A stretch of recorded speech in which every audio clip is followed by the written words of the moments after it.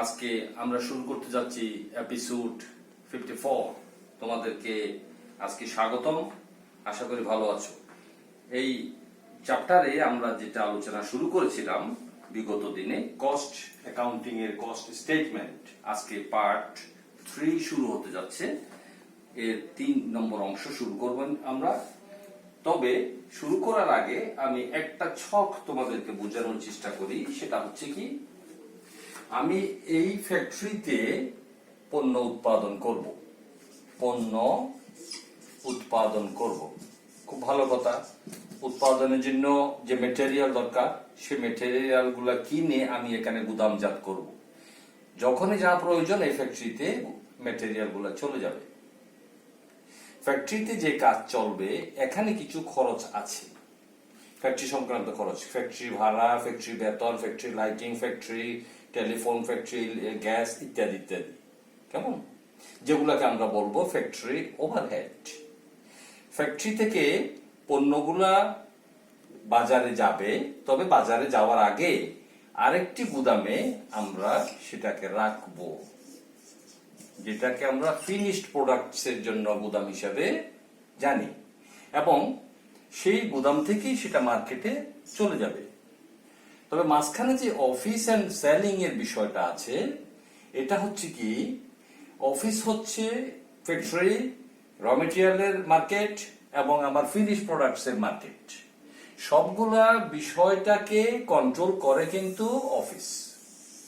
এই জন্য অফিসকে একটি ব্যবসায়ের ব্রেইন বলা হয়। ঠিক আছে?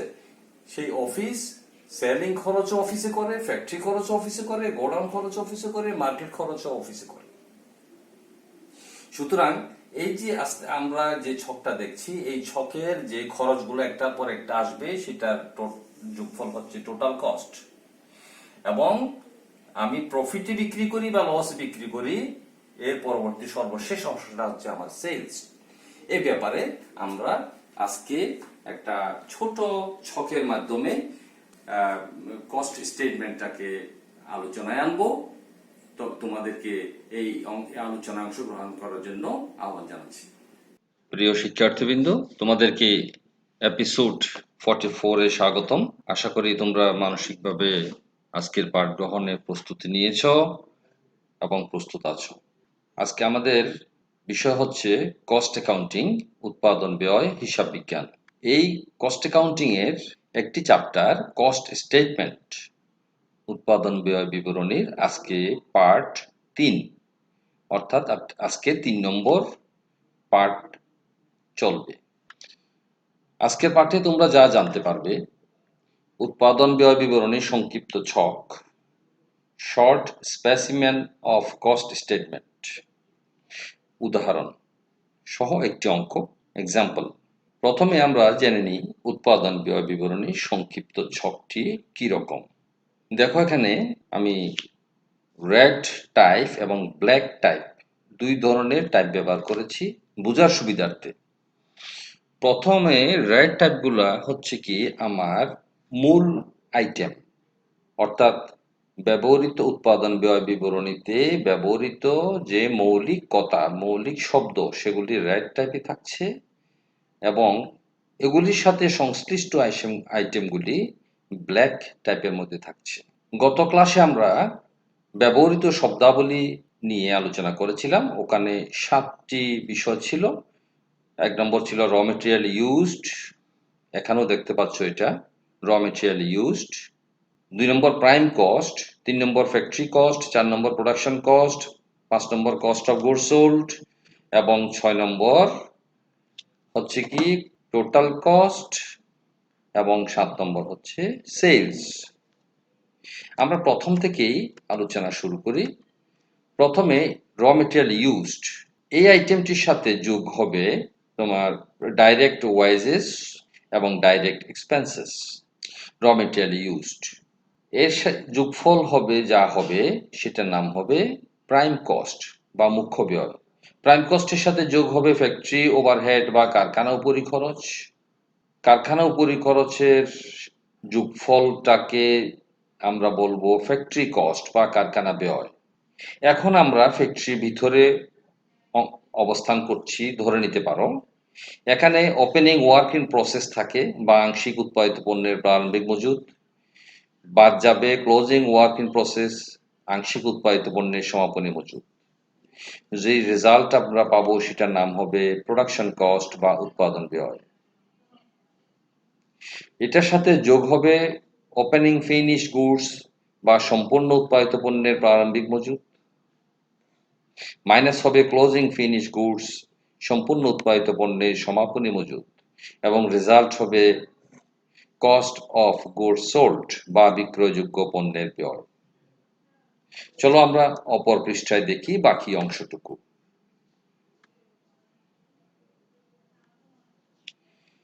কস্ট অফ গুডস সোল্ড আমরা একটু আগে অপর পৃষ্ঠায় দেখেছি, বর্তমান পৃষ্ঠাতেও সেই যোগফলটা আনা হয়েছে বোঝার সুবিধার্থে। এটার সাথে যোগ হবে অপারেটিং ওভারহেড বা পরিচালনা ও পরিখরচ। অপারেটিং ওভারহেডটা দুই প্রকার, office and administrative overhead, office ও প্রশাসনিক উপরিখরচ। সেলিং অ্যান্ড ডিস্ট্রিবিউশন ওভারহেড, বিক্রয় ও বন্টন উপরিখরচ। এগুলি আইটেমগুলি যোগ করার ফলে যে রেজাল্টটা আমরা পাবো সেটার নাম হবে টোটাল কস্ট। টোটাল কস্ট যদি পেয়ে যাই তাহলে সেলস যে ভ্যালুটা থাকবে বা বিক্রয় মূল্য যেটা থাকবে, বিক্রয় মূল্য থেকে মোট ব্যয় মাইনাস করলে হবে প্রফিট অথবা লস। ওকে, এ হচ্ছে আমাদের সংক্ষিপ্ত ছক। আমি আবার একটু তোমাদেরকে দেখাই আনি। র material used, prime cost, factory cost, production cost, cost of goods sold, total cost এবং সেলস। এখন আমরা একটু উদাহরণ প্রশ্ন সহকারে উপস্থাপন করব এবং এর পরবর্তীতে সেই উদাহরণের অঙ্ক করব। উদাহরণটা একটু দেখে নাও। From the following informations, prepare a cost statement of Jamil Limited for the year ended 31st December 2019.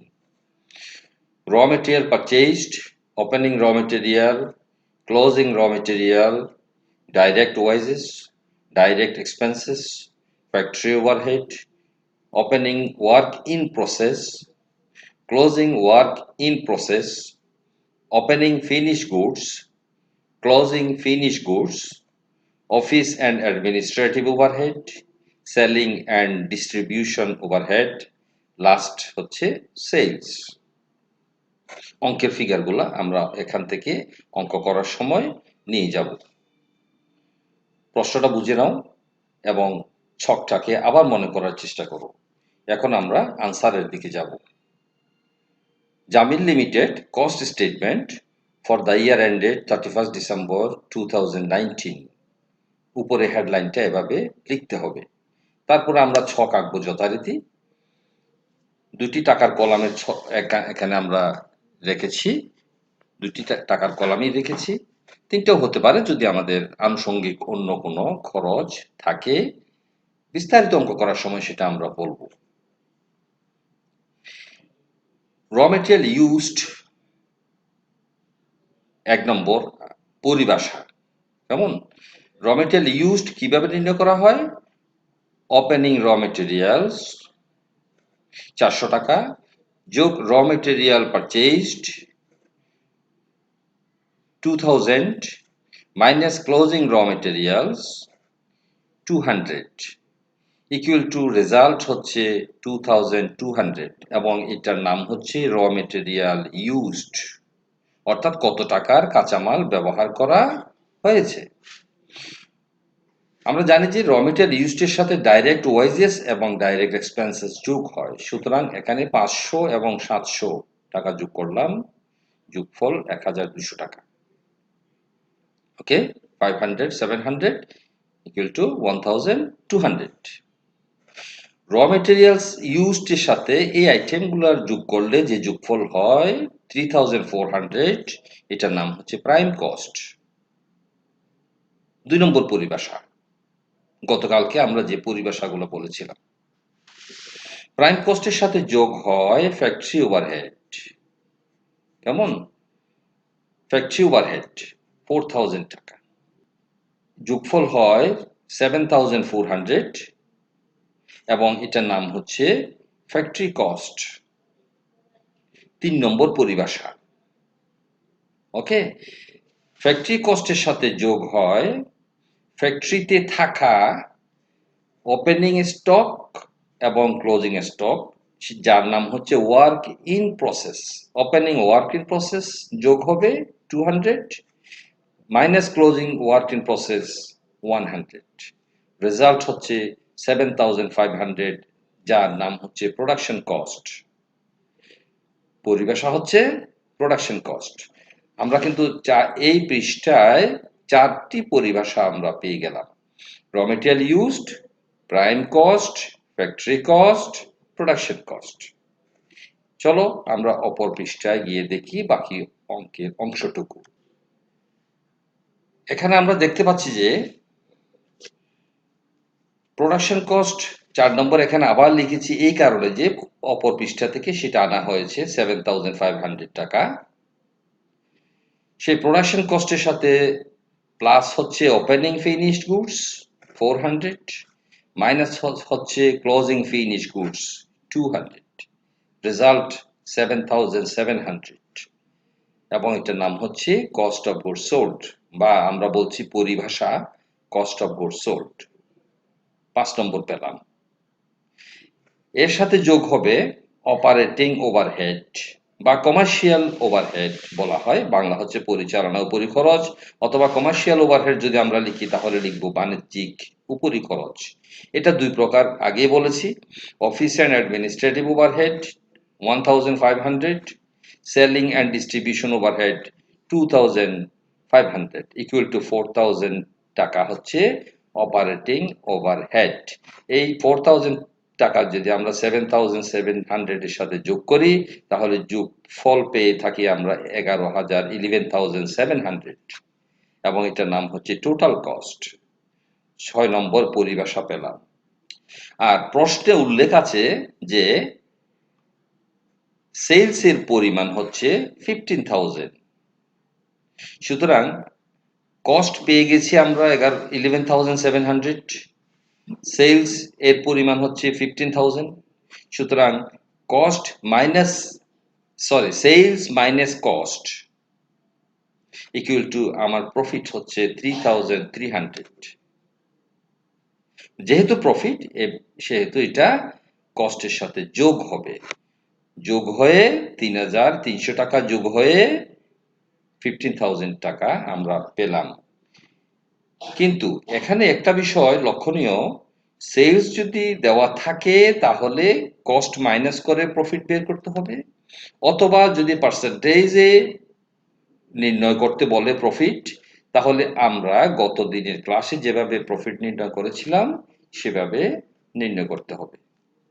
ওকে, আর একটি বিষয় বলে রাখি যে অপারেটিং ওভারহেডের মধ্যে office and administrative overhead, selling overhead এই দুইটি, এবং এর আগে যে কয়টি বিষয় আছে যেমন এই তিনটি, ফ্যাক্টরি ওভারহেড, অফিস ওভারহেড এবং সেলিং ওভারহেড, এই তিনটি ওভারহেডের ব্যাখ্যা আমরা পরবর্তী কোনো ক্লাসে দেব ইনশাল্লাহ।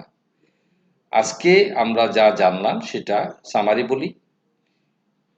সেই সামারিটা হচ্ছে কি, আমরা 6টি পরিভাষা যেগুলা পেয়েছিলাম, র material used, prime cost, factory cost, production cost, cost of goods sold, total cost এবং সবশেষে সেলস, এগুলা নির্ণয় করার জন্য আমাদেরকে প্রশ্নে যে আইটেমগুলো দেওয়া থাকবে সেগুলা যোগ বিয়োগ করে আসতে হবে।